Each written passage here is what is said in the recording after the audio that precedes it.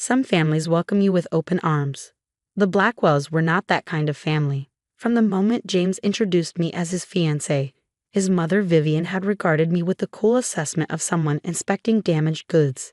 His sister Audrey barely concealed her disdain behind tight smiles, while his father Richard simply looked through me as if I were made of glass. Emma works at the Children's Hospital, James had explained proudly during that first uncomfortable dinner at their Beacon Hill mansion. As a doctor, Vivian had asked, perfectly tweezed eyebrows raised hopefully.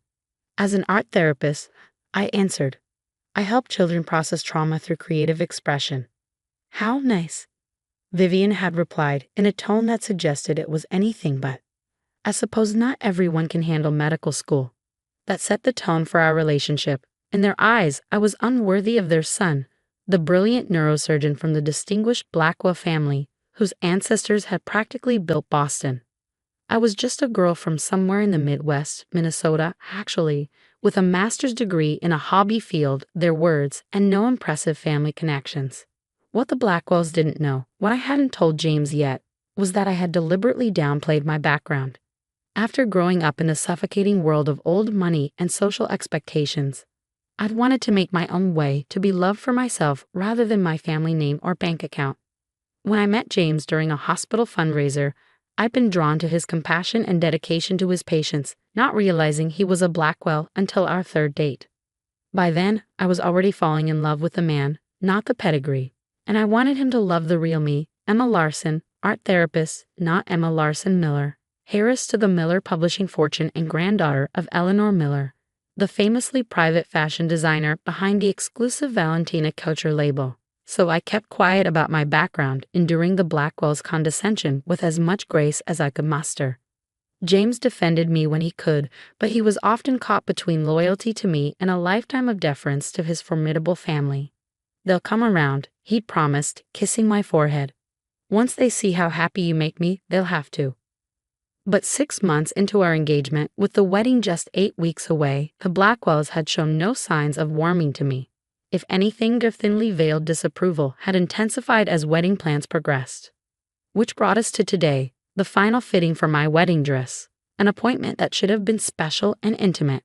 Instead, Vivian had insisted on accompanying me, bringing Audrey and her mother's friend Diane Cartwright, the self-appointed arbiter of Boston society fashion, for expert opinions. I just want to make sure everything is appropriate, Vivian had said. Translation: she didn't trust me not to embarrass the family. I had agreed, knowing what they didn't. The dress I'd chosen was a Valentina original, designed by my grandmother specifically for me. Not that they would recognize it immediately. Valentina Couture created fewer than 20 dresses per year, each one unique, each one coveted by royalty and A-list celebrities worldwide. My grandmother operated in complete privacy, her identity known to only a handful of people in the fashion world. The bridal salon, Les Ciel Bridal, was the only boutique in Boston authorized to handle Valentina fittings. The owner, Marguerite, was one of the few who knew both my grandmother's identity and my connection to her. She had promised complete discretion for today's appointment. Emma, darling. Marguerite greeted me with the traditional European double kiss when we arrived. If she noticed Vivian's slight frown at our familiarity, she gave no indication. We have everything prepared in the private salon. She led us to the main showroom, past racks of designer gowns that made Audrey and Diane murmur appreciatively, and into an elegant fitting room with champagne already poured and waiting. Now, Marguerite said, addressing me while pointedly ignoring my entourage, your final alterations are complete. Are you ready to see? I nodded, trying to calm the butterflies in my stomach. Despite knowing I had chosen a masterpiece, the weight of the Blackwell's judgment made me uncharacteristically nervous. Marguerite disappeared into an adjoining room and returned carrying my dress with the reverence of someone handling a priceless artifact, which in the fashion world it essentially was. The dress was deceptively simple at first glance, an ivory silk column with a subtle A-line silhouette, minimal beading, and delicate cap sleeves. What made it extraordinary were the nearly invisible details, hand-embroidered vines that spiraled across the bodice, thousands of tiny seed pearls creating texture that caught the light with every movement, and the impeccable construction that made it look effortless. But the Blackwell women saw none of this. Oh, Vivian said flatly. It's very plain. Audrey circled the dress with narrowed eyes. Where did you find us again? It looks like something off the rack at one of those budget bridal stores. Diane Cartwright adjusted her designer glasses. No structure. No presence. Certainly not what I'd expect for a Blackwell wedding. I bit my tongue as Marguerite helped me into the dress behind a dressing screen. When I emerged, even I was stunned by the transformation. The dress, beautiful on the hanger, became transcendent when worn. It moved like water, catching light from angles that seemed impossible, the subtle details suddenly harmonizing into something magical. But the magic was lost on my audience. What a shame you couldn't afford something better, my future sister-in-law sneered, eyeing my wedding dress with undisguised contempt. Everyone will know you married James for his money. Vivian sighed dramatically. We could have helped, you know. The Blackwell name opens doors. I'm sure Carolina Herrera would have made time in her schedule if he just asked us instead of settling. Marguerite, who had been making minuscule adjustments to the hem, slowly straightened, her professional composure cracking. Excuse me, but this dress is... It's fine, Marguerite, I interrupted softly. I had promised myself I wouldn't reveal my background out of spite, but I was beginning to reconsider. Diane Cartwright had approached to examine the fabric more closely. At least the material isn't polyester. Small mercies. She reached for the collar, where the dressmaker's label was discreetly sewn. Let's see who actually made this understated little number.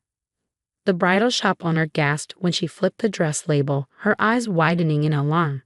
This is a one-of-a-kind Valentina Coucher. The room fell silent.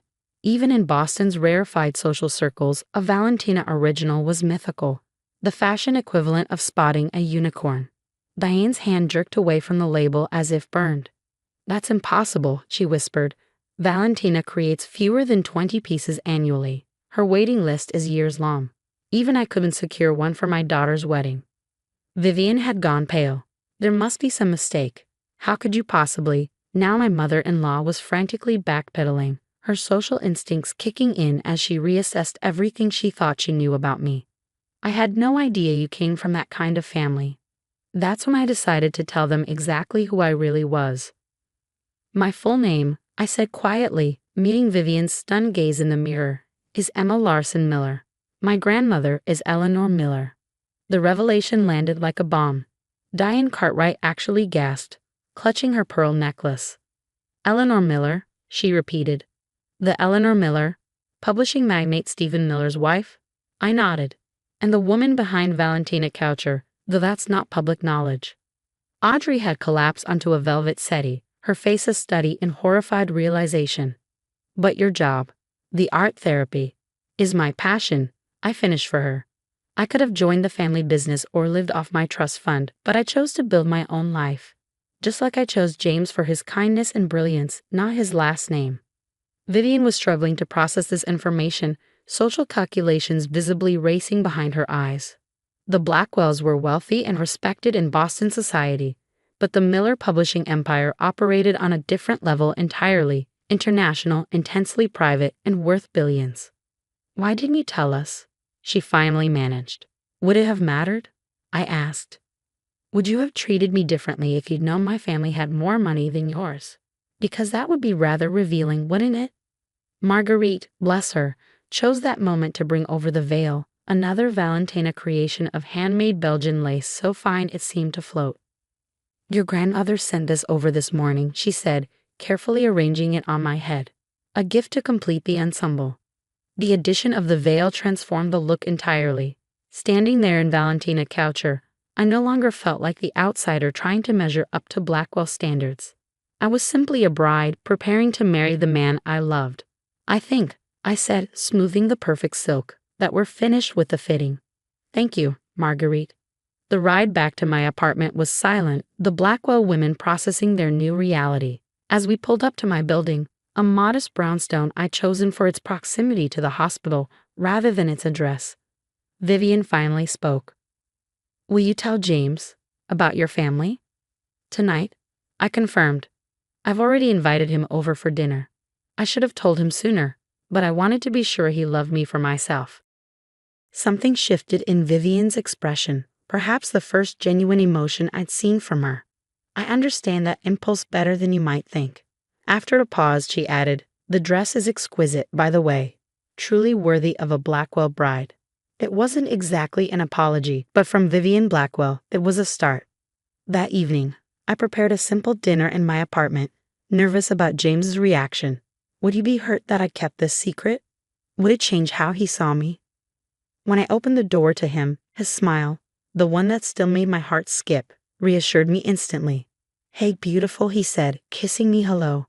"How was the fitting? Did my mother behave?" "About that," I began, leading him to the couch. "There's something I need to tell you." I explained everything, my family, my grandmother's secret identity, my decision to make my own way. As I spoke, I watched his expression carefully, looking for signs of anger or betrayal. Instead, when I finished, he laughed. "Emma Miller? The Emma Miller? I had the biggest crush on you in college." "What?" Now it was my turn to be shocked. "Harvard Medical, your junior year at Boston University," he explained. "You spoke at a symposium on creative therapies and pediatric care. I was in the audience. You were brilliant and gorgeous, and when they introduced you as Emma Miller, heir to the publishing fortune, I thought, she's so far out of my league." "You knew?" I whispered. He shrugged. "I knew who Emma Miller was, but when I met Emma Larson years later, I didn't make the connection.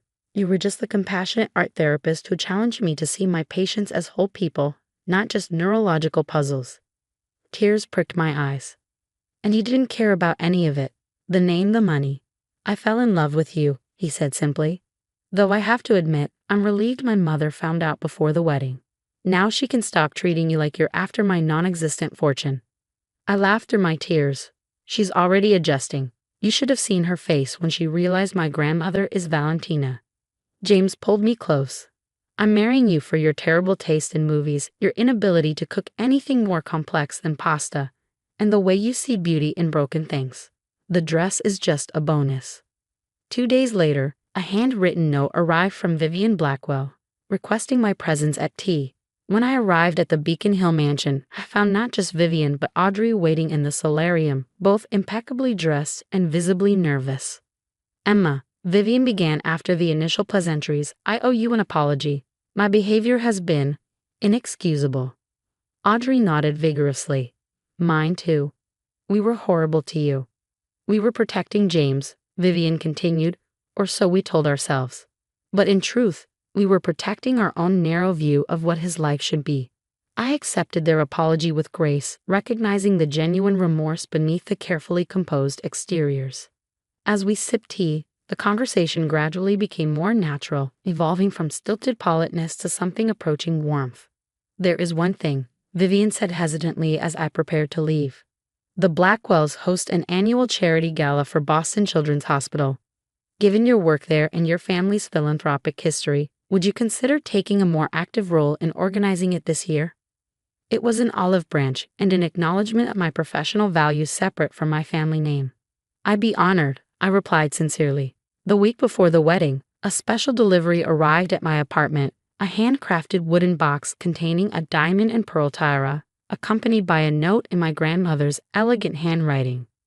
"Dearest Emma, this has adorned the brides in our family for 4 generations. Wear it not as an heiress, but as a woman who knows her true worth comes from within. With love and pride, Grandmother."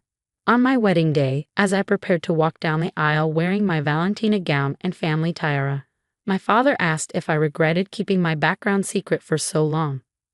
"Not for a moment," I told him. "It gave me the chance to find people who value me for who I am, not what I have." "And did you," he asked, "find those people?" I looked toward the altar where James waited, his eyes shining with love as he saw me. Beyond him sat our guests, colleagues from a hospital who had become dear friends, his family now genuinely welcoming, and even Diane Cartwright looking suitably impressed. "I did," I confirmed. "And for those who couldn't see my worth without a designer label, they're learning that true value isn't about pedigree or price tags. It's about character, compassion, and creating beauty where you find yourself." As I began my walk down the aisle, I caught Vivian Blackwell's eye. She nodded once, a gesture of respect rather than mere social approval. In that moment, I understood that sometimes the most valuable things we can offer each other aren't measured in dollars or designer labels. They are measured in second chances, in the courage to see beyond surfaces, and in the wisdom to recognize that true worth never needs to announce itself.